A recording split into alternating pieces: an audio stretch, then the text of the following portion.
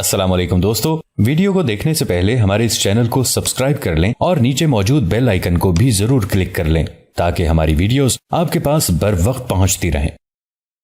ईसाई ने बताया, अगर आप मेरी जान बख्शी करेंगे तो मैं कुल हालात आपको बता दूंगा। सरवर कहने लगे, मुझे जान बख्शी का इख्तियार नहीं है, तुम मेरे साथ फिस्ताद चलो, तुम्हें अमीर ही अमान दे सकते हैं। मुसलमान अपने गवर्नरों और फौजी सिपह सालारों को अमीर कहा करते थे। ईसाई ने कहा, चलिए तो मुझे अमीर ही की खिदमत में ले चलिए। सरवर ने कहा, चलो। चुनाचे सरवर उस ईसाई जासूस को साथ लेकर फिस्ताद की तरफ रवाना हो गए। सरवर ईसाई जासूस को साथ लेकर फिस्ताद की जानिब चल पड़े थे। चूंकि उन्हें अफ्रीकी की जबानी ये बात मालूम हो चुकी थी कि ईसाई बादशाह मुसलमानों पर जल्द से जल्द हमला करने की फिक्र में है और चाहता है कि मुसलमान गाफिल रहें और वो अचानक मिस्र पर हमला कर दे, इसलिए उन्होंने तेजी से चलना और उजलत से मंजिलें तय करना शुरू कर दी थी। आखिर मराहिल तय करने के बाद वो फिस्ताद में दाखिल हुए। ऐसा मालूम होता था कि ईसाई जासूस ने उस इस्लामी शहर को पहले कभी नहीं देखा था, क्योंकि वो शहर के एक मंजिला मकान, कुशादा सड़कें और ऊंची ऊंची मसाजिद देखकर हैरान हो रहा था। ईसाई बस्तियों में कई कई मंजिलों के मकान होते थे, सड़कें तंग और आबादी गुंजान होती थी। उस जासूस का ख्याल था कि मुसलमान गवर्नर भी उसी शानो शौकत से रहता होगा कि जिस कर्रो-फर से ईसाई गवर्नर या बाजगुजार हुक्मरान रहते थे। उनका आलीशान कसर होगा, कसर पर पहरा लगा होगा, पहरेदारों के जरिए से इत्तला करानी होगी। लेकिन जब सरवर उसे एक मामूली मकान पर लेकर पहुंचे जो ना आलीशान था, ना उसमें ड्योढ़ी थी, ना दरवाजे पर कोई पहरेदार था, तो उसे निहायत हैरत हुई। उसने रफे इस्तेजाब के लिए दरियाफ्त किया, क्या तुम्हारे गवर्नर का यही मकान है? सरवर ने जवाब दिया, हाँ। जासूस कहने लगा, कोई पहरेदार नहीं रहता? सरवर कहने लगे, नहीं, हमारे अमीरुल मुमिनीन खलीफातुल मुस्लिमीन हजरत उस्मान रजी अल्लाह अन्हु खलीफा सोम का यही हुक्म है कि किसी गवर्नर या अफसर के ना आलीशान महल्लात हों और ना मकानों पर पहरा हो, ताकि फरियाद रसों को उनके पास पहुंचने में दिक्कत ना हो, हर शख्स हर वक्त उनसे मिल सके। यही दस्तूर खलीफा दोम हजरत उमर फारूक रजी अल्लाह अन्हु के जमाने में था। जासूस कहने लगा, तुम लोगों की सादा मुआशरत काबिल रश्क है। अब सरवर ने गवर्नर के मकान पर खड़े होकर इस तरह आवाज दी जैसे कोई आम आदमी बुलाता है। उन्होंने कहा, या अमीर। फौरन ही अब्दुल्ला बिन साद जो मिस्र के गवर्नर थे मकान से बाहर आए और आते ही सरवर से अस्सलामु अलैकुम वरहमतुल्लाहि वबरकातुहू कहा। सरवर ने सलाम का जवाब दिया। अब्दुल्ला ने दरियाफ्त किया, क्या तुम मदीना मुनव्वरा से आ रहे हो? सरवर ने जवाब दिया, हाँ। अब्दुल्ला कहने लगे, जरा तवक्कुफ करो।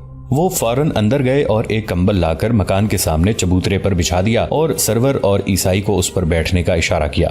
ईसाई ये समझा कि शायद वो इस्लामी गवर्नर के कोई गुलाम हैं। वो और सरवर दोनों बैठ गए। उनके पास ही अब्दुल्ला भी बैठ गए।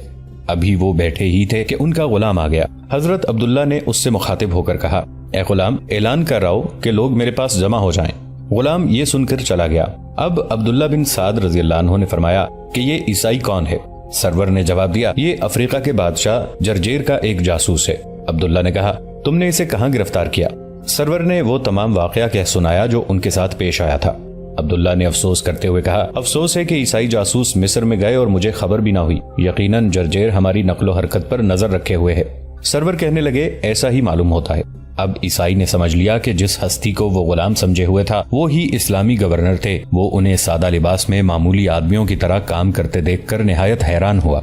सच है कि कुरून उला के मुसलमानों में जहां और खुसूसियतें थीं, वहां ये बात भी थी कि वो आम आदमियों की तरह निहायत सादगी से रहते थे और किसी काम को खुद करने में कोई आर नहीं समझते थे। जब से मुसलमानों ने गैर कौमों की देखा देखी तकल्लुफ इख्तियार किया, शान से रहने लगे, उसी वक्त से उनमें काहली और ऐश परस्ती की खूब पैदा हो गई और जौहर शजाअत जाता रहा। जफाकशी मफकूद हो गई और दुनिया तलबी ने उन्हें मजहब से दूर जा फेंका। आज भी जब मुसलमानों की इक्तसादी हालत इंतहाई पस्ती को पहुंच गई है, अफलास व फलाकत ने उनका कुचूमर निकाल दिया है। वो शाहाना ठाठ के ख्वाब देख रहे हैं। घर में चाहे चूहे कलाबाजियां खा रहे हों, अपने और बच्चों के खाने को एक दाना न हो, लेकिन मेहनत मजदूरी करना कसरे शाम समझते हैं।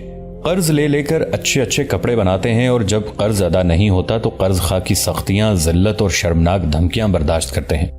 आखिर में दीवानी के जेल खाने में पहुंच जाते हैं और उनकी ग़ीबत से उनके बच्चे भूख से बिलक बिलक कर मर जाते हैं। लेकिन फिर भी उनकी आंखें नहीं खुलती और वो सादा मुआशरत इख्तियार नहीं करते जो उनकी कौम का तुर्रा इम्तियाज था। काश मुसलमान तकल्लुफ की मनहूस आदत को छोड़कर सादगी इख्तियार कर लें। जैसे मोटे कपड़े खुलफाए राशिदीन और खुद रसूलुल्लाह सल्लल्लाहु अलैहि वसल्लम पहनते थे, खुद भी पहनने लगें और जैसे वो जफाकश थे ऐसे खुद भी हो जाएं।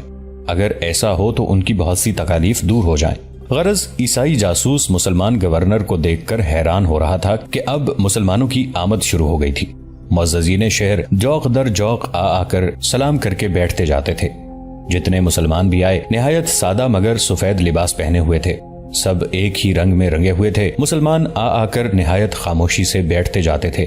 جب قریب وہ سب لوگ آ گئے جنہیں بلانا مقصود تھا تو عبداللہ رضی اللہ عنہ نے عیسائی جاسوس سے مخاطب ہو کر کہا، عیسائی برادر، تم نے اور تمہارے ساتھیوں نے ایک مسلمان پر اس لیے حملہ کیا کہ تم اسے مار ڈالو یا گرفتار کر کے افریقہ لے جاؤ۔ تمہارے اس جرم کی سزا نہایت سنگین ہے، لیکن میں تمہیں معاف کر دوں گا بشرطے کہ تم میرے سوالوں کا صحیح جواب دو گے۔ جاسوس نے کہا، جو بات مجھے معلوم ہوگی حضور کو ضرور بتا دوں گا۔ عبداللہ کہنے لگے، دیکھو حضور، عالی جا، ذرہ نواز اور اسی قسم کے دوسرے الفاظ خوشامدانہ ہیں۔ ہم مسلمان نہ ان الفاظ کو بولتے ہیں، نہ اچھا سمجھتے ہیں، نہ چاہتے ہیں کہ خوددار انسان انہیں استعمال کرے، اس لیے کہ وہ شخص ان الفاظ کو بولتا ہے اس کا جذبہ خودداری اور اس کے ضمیر کی آواز دونوں معدوم ہو جاتے ہیں، اس کا دل کمزور ہو جاتا ہے اور وہ ملک فروشی کرنے لگتا ہے۔ ایسے الفاظ میرے سامنے نہ بولو۔ جاسوس کہنے لگا، بہت اچھا۔ عبداللہ کہنے لگے، کیا تمہارا بادشاہ جرجیر مصر پر حملہ کرنے کی تیاریاں کر رہا ہے؟ جاسوس نے بتایا، جی ہاں، اس نے 1 لاکھ سے زیادہ لشکر بھی فراہم کر لیا ہے۔ عبداللہ نے پوچھا، اور افریقہ کے تمام باج گزار بھی اس کے ساتھ ہیں؟ جاسوس کہنے لگا، جی ہاں، اس کی وجہ یہ ہے کہ جرجیر کی ایک بیٹی ہے، نہایت خوبرو اور بڑی حسین ہے، اس کا نام شہزادی ہیلن ہے۔ قریب تمام شہزادے اور حکمران اس پر مرتے ہیں اور ان میں سے ہر ایک یہ چاہتا ہے کہ بادشاہ کے مقربوں میں داخل ہو کر اس کو خوش کر کے شہزادی ہیلن سے شادی کرنے میں کامیاب ہو جائے۔ عبداللہ پوچھنے لگے، عجب بات ہے، گویا شہزادی بہت زیادہ خوبصورت ہے۔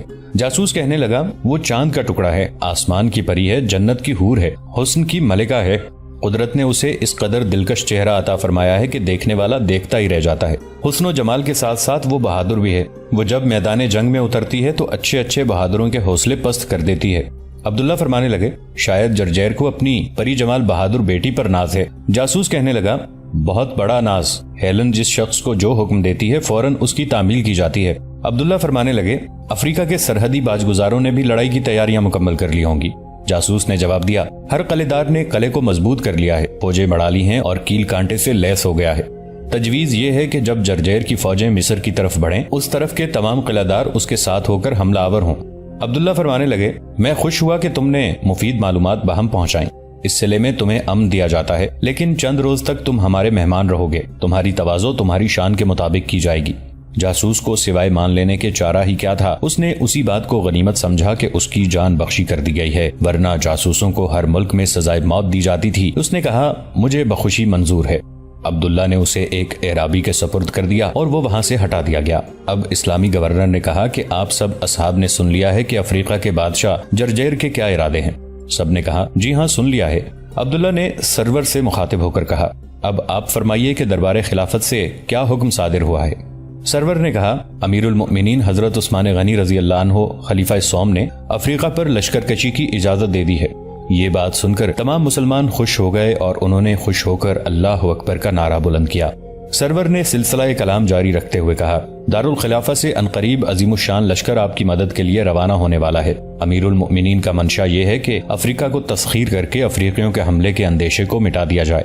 عبداللہ فرمانے لگے، انشاءاللہ ایسا ہی ہوگا۔ مسلمانوں، امدادی لشکر آنے والا ہے، میں چاہتا ہوں کہ اس لشکر کے آنے سے پہلے ہی افریقہ پر چڑھائی کر دی جائے۔ سب نے کہا، ہم بھی یہی چاہتے ہیں۔ عبداللہ کہنے لگے، اچھا تو تیاری کرو، انشاءاللہ کل صبح کی نماز پڑھ کر طبخہ اور طرابلس کی طرف کوچ کیا جائے گا۔ چنانچہ گورنر کے اسی حکم سے ظاہر ہوتا ہے کہ اب وہ اجلاس برخاست کرنا چاہتے ہیں، اس لیے سب لوگ اٹھ کر چلے گئے۔ تمام فسطاط میں یہ خبر مشہور ہو گئی کہ مجاہدوں نے جہاد کی تیاریاں شروع کر دی ہیں اور دوسرے روز صبح کی نماز پڑھتے ہی افریقہ کی جانب کوچ کر دیا۔ ہم بیان کر چکے ہیں کہ سرور کو 4 عیسائی ملے تھے اور وہ چاروں افریقہ کے عیسائی بادشاہ جرجیر کے جاسوس تھے۔ سرور کو ان پر شبہ ہو گیا، انہوں نے ان کے 2 آدمی مار ڈالے، ایک گرفتار کر لیا اور ایک بھاگ گیا۔ یہ چوتھا شخص بھاگ کر برقہ پہنچا اور وہاں سے طرابلس اور طبخہ کی درمیانی سڑک کو عبور کر کے شہر سبیتلا کی طرف چل پڑا۔ اس زمانے میں افریقہ کا دارالسلطنت شہر سبیتلا ہی تھا۔ جرجیر کا جو افریقہ کا شہنشاہ تھا اور اسی شہر میں رہتا تھا، یہ جاسوس شب و روز مسافت طے کر کے پایہ تخت میں داخل ہوا۔ شہر سبیتلا نہایت وسیع اور عظیم الشان قلعہ تھا۔ اس کی فصیل نہایت بلند اور بڑی مضبوط تھی، چاروں طرف عالیشان دروازے تھے۔ یہ بات عام طور پر مشہور تھی کہ اس شہر یا قلعے کو نہ کوئی فتح کر سکا ہے نہ فتح کر سکتا ہے۔ اس شہر کے لوگ نہایت خوشحال تھے، تجارت اور زراعت نے انہیں دولت مند بنا رکھا تھا۔ جو لوگ غریب کہلاتے تھے وہ بھی رئیسانہ ٹھاٹھ سے رہتے تھے۔ جاسوس نے شہر میں داخل ہو کر قصر شاہی کی طرف بڑھنا شروع کیا۔ جس راستے پر وہ چل رہا تھا وہ کشادہ تھا، اس کے دونوں طرف شہر کے امراء کے مکانات تھے۔ آج اس راستے کے دونوں طرف عوام کے ٹھٹھ لگے ہوئے تھے، بالا خانوں پر بچے اور عورتیں کثرت سے چڑھے ہوئے تھے۔ اس نے لوگوں سے دریافت کیا کہ یہ ازدحام کس وجہ سے ہے، تو اسے بتایا گیا کہ آج شہزادی ہیلن شکار سے واپس آ رہی ہے، اسے دیکھنے کے لیے مشتاقان دید کا ہجوم ہو رہا ہے۔ اگرچہ یہ جاسوس اسی شہر کا رہنے والا تھا، لیکن اس نے آج تک بھی شہزادی ہیلن کو نہیں دیکھا تھا۔ البتہ اس کے حسن و جمال کی شہرت سن کر اسے دیکھنے کی اس کے دل میں آرزو مدت سے تھی۔ وہ خوش ہو گیا کہ آج اس کی تمنا بھر آئے گی اور اس ماہ پیکر کو دیکھ سکے گا جس کے جمال جہاں آرا کا غلغلہ ساری عیسائی دنیا میں ہے۔ تمام لوگ اچھے اچھے کپڑے پہن کر اس کی زیارت کرنے آئے تھے، خصوصاً عورتیں بیش قیمت ریشمی لباس اور چاندی سونے اور جواہرات کے زیورات پہن کر آئی تھیں۔ ان میں سینکڑوں اس قدر حسین اور آہو چشم تھیں کہ ان کی منور صورتیں چاند کی طرح جگمگا رہی تھیں اور ان مہپاروں کو لوگ گھور گھور کر دیکھ رہے تھے۔ جاسوس بھی ان نوخیز پری جمالوں کو دیکھتا ہوا بڑھ رہا تھا۔ کچھ دور چل کر فوجی سواروں کے دستے دو رویا کھڑے ہوئے ملے۔ ان فوجی سواروں نے راستہ روک رکھا تھا اور کسی کو آگے نہیں بڑھنے دیتے تھے، چنانچہ انہوں نے اس جاسوس کو بھی روک دیا اور وہ بھی وہیں ایک طرف کھڑا ہونے پر مجبور ہو گیا۔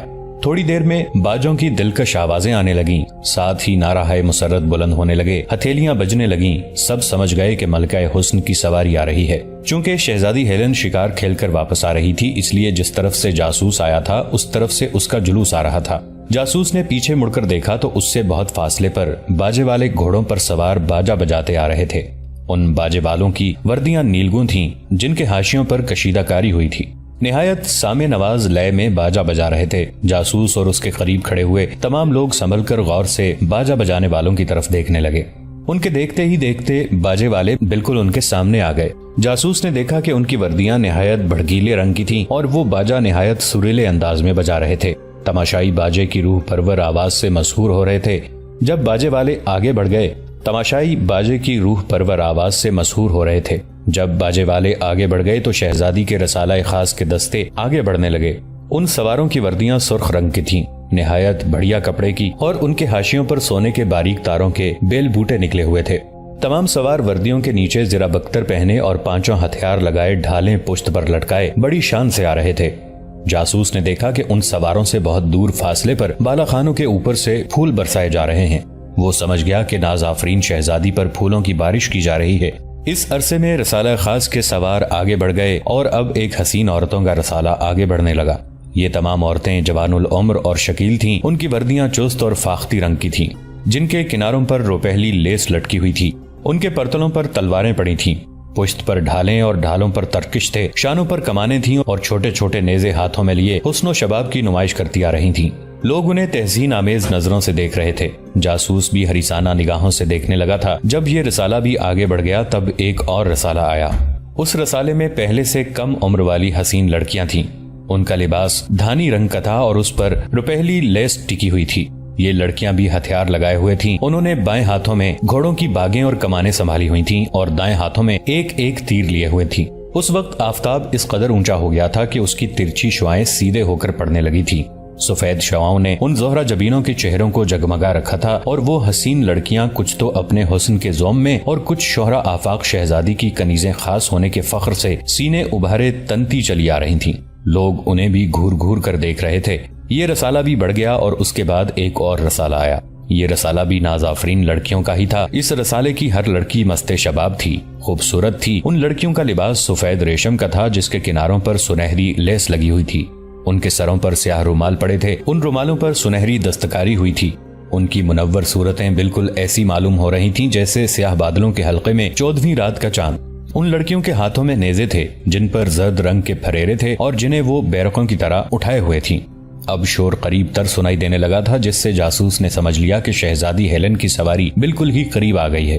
چونکہ وہ حسن کے اس منور چاند کو دیکھنے کی آرزو ایک عرصے سے رکھتا تھا، اس لیے ہمتن متوجہ ہو کر پیچھے کی طرف دیکھنے لگا۔ اس نے دیکھا کہ اب بھی پھولوں کی بارش ہو رہی تھی۔ اس کے دیکھتے ہی دیکھتے سفید لباس والی پریزاد لڑکیاں بھی آگے بڑھ گئیں اور اب ایک اور کمسن ماہ جمال لڑکیوں کا رسالہ آیا۔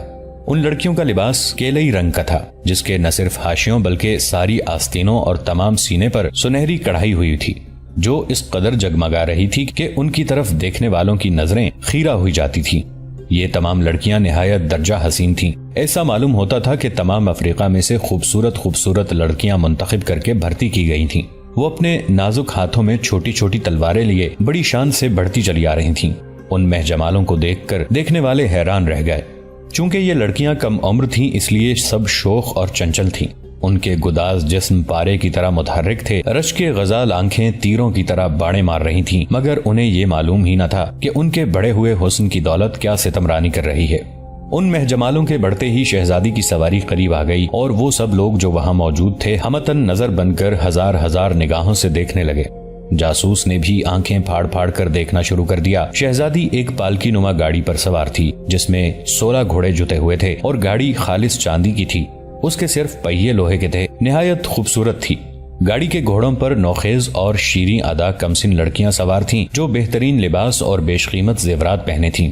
ان کی صورت اور شان سے معلوم ہوتا تھا کہ وہ امیرزادوں یا وزیروں کی مہوش لڑکیاں ہیں۔ وہ اس قدر خوبصورت تھیں کہ ان کی طرف نگاہ بھر کر دیکھا نہیں جاتا تھا۔ آفتاب کی شعائیں ان کے آتشی رخساروں میں بجلیاں بھر رہی تھیں اور ان کی آنکھیں دیکھنے والوں پر جادو کر رہی تھیں۔ شہزادی نے زرنگار لباس پہن رکھا تھا۔ اس کا لباس اور جواہرات کے زیورات جگمگ کر رہے تھے۔ نہ لباس پر نگاہ ٹھہرتی تھی اور نہ زیورات پر۔ اس کی گاڑی ان پھولوں سے بھری ہوئی تھی جنہیں عورتوں، بچوں اور منچنے نوجوانوں نے اس پر برسایا تھا۔ گاڑی کے اوپر تمازت آفتاب سے بچنے کے لیے زربفت کا سائبان تھا۔ شہزادی کے خوبصورت سر پر نیم دائرے کا تاج تھا، لیکن اس وقت وہ دبیز نقاب اپنے چہرہ انور پر ڈالے ہوئے تھی، اس لیے مشتاقانہ دید کی آرزو پوری نہ ہوئی۔ جاسوس کی ہوس دل میں ہی رہ گئی۔ اسے اپنی بدقسمتی پر بڑا افسوس ہوا۔ شہزادی کی گاڑی بڑھتی چلی گئی۔ اس کے بعد ایک اور رسالہ پری جمال لڑکیوں کا آیا اور اس رسالے کے بعد مردوں کا ایک آہن پوش رسالہ آگے بڑھنے لگا۔ تھوڑی ہی دیر میں شہزادی کی سواری کا جلوس اس راستے سے گزر گیا۔ چنانچہ فوجی پہرا ہٹا دیا گیا۔ آمد و رفت شروع ہو گئی اور جاسوس شاہی ایوان کی طرف روانہ ہو گیا۔ شہزادی ہیلن سے شہر سبیتلا کے زن و مرد ہی نہیں بچے تک محبت رکھتے تھے، اور نہ صرف اس شہر کے ہی بلکہ تمام افریقہ کے لوگ اس سے غائبانہ محبت رکھتے تھے۔ یہی وجہ تھی کہ جب ہورش شہزادی کہیں جاتی یا واپس آتی تو اس کا جلوس اس طرح نکلتا جس طرح آج نکلا تھا، اور اس پر پھولوں کی بارش اسی طرح ہوتی جس طرح آج ہوئی تھی۔ حقیقت یہ ہے کہ شہزادی ہیلن جس قدر حسین تھی اس قدر بھولی بھی تھی، اور اس قدر حسن زن رکھتی تھی کہ ابو الہوسوں کی گرم نگاہوں کو ان کی خوش عقیدگی پر محمول کرتی تھی۔ وہ اپنے حسن کی محشر خرامیوں سے بالکل بھی آگاہ نہیں تھی۔ یہی سمجھتی تھی کہ جیسی اور لڑکیاں ہیں ایسی ہی وہ بھی ہے۔ اسے بالکل بھی علم نہیں تھا کہ اس کا حسن، اس کی بھولی صورت اور اس کی رسیلی آنکھیں اور اس کی لمبی لمبی پلکیں دیکھنے والوں کے ساتھ کیا سلوک کرتی ہیں۔ لیکن جب وہ کبھی کہیں جاتی تھی یا کہیں سے واپس آتی تھی تو اپنے روئے منور پر نقاب نہیں ڈالا کرتی تھی، مگر آج نہ معلوم کیوں اس نے اپنے رخ پر نقاب ڈال لیا تھا۔ سینکڑوں نہیں ہزاروں بول ہوس تشنائے دید رہ کر مایوس ہوئے تھے۔ ان مایوسانہ نظارہ میں وہ جاسوس بھی تھا۔ وہ اپنی بدبختی کو کوستا ہوا چلا اور شاہی قصر پر جا کر ٹھٹکا۔ پہرے داروں نے اس سے دریافت کیا کہ وہ کون ہے اور کیوں آیا ہے۔ جب اس نے بتایا کہ وہ جاسوس ہے اور مصر سے آ رہا ہے، شہنشاہ جرجیر کی خدمت میں باریاب ہونا چاہتا ہے، تو فوراً اس کی اطلاع افریقہ کے شہنشاہ کو کرائی گئی۔ بادشاہ نے اسے اپنے کمرہ خاص میں طلب کر لیا۔ جب جاسوس زنان خانے میں داخل ہو کر لونڈیوں کی رہبری میں کمرہ خاص میں پہنچا تو اس کی سجاوٹ اور زیبائش دیکھ کر حیران رہ گیا۔ کمرہ عروس نو کی طرح خوب سجا ہوا تھا۔ بس یہ سمجھ لیجئے کہ ایک عیسائی فرما روا کا کمرہ تھا۔ اس کی آرائش میں کوئی دقیقہ باقی نہیں رکھا گیا تھا۔ دبیز رومی قالینوں کا فرش تھا، دیواروں پر دیبائے روم مڑا ہوا تھا، دروازوں پر ریشمی پردے پڑے تھے، چھت گیری اطلس نما کپڑے کی تھی، متعدد جھاڑ فانوس لٹک رہے تھے، کئی آبنوس کی کرسیاں تھیں جن میں ہاتھی دانت سے پچکاری کی گئی تھی، 3-4 کوچیں تھیں جو کسی دھات کی تھی، ان پر چاندی کی ملمہ کاری کی گئی تھی، کرسیوں اور کوچوں پر ریشمی گدے تھے، گلدانوں میں گلدستے تھے اور خوشبودار پھولوں کی مہین بو تمام کمرے میں پسی ہوئی تھی۔ جرجیر ایک کوچ پر بیٹھا تھا، ادھیڑ عمر کا آدمی تھا، داڑھی اور سر کے بال کھچڑی ہو رہے تھے، رنگ سرخ و سفید تھا اور قوا بھی مضبوط تھے۔ اگرچہ جوانی رخصت ہو رہی تھی اور ضعیفی اپنی جھلک دکھلانے لگی تھی، لیکن وہ ابھی تک اپنے آپ کو جوان ہی نہیں بلکہ نوجوان سمجھتا تھا۔ اس وقت اس کے سامنے ایک میز پر شرابے اور غوانی کے کینٹر رکھے تھے اور کئی مہجمال نوخیز لڑکیاں ادائے دلربایانہ کے ساتھ میز کے دوسری طرف کھڑی تھیں۔ ایک مہوش چاندی کے پیالے میں شراب الٹ رہی تھی۔ دوستو، آج کے لیے اتنا ہی۔ اسی کہانی کی اگلی قسط کے ساتھ بہت جلد آپ کی خدمت میں حاضر ہوں گے۔ نیچے کامنٹ سیکشن میں اپنی رائے کا اظہار ضرور کیجیے گا۔ ہمارے اس چینل کو سبسکرائب کر کے نیچے موجود بیل آئیکن کو بھی ضرور کلک کیجیے گا۔ اگلی ملاقات تک کے لیے ہمارا اور آپ کا اللہ نگہبان۔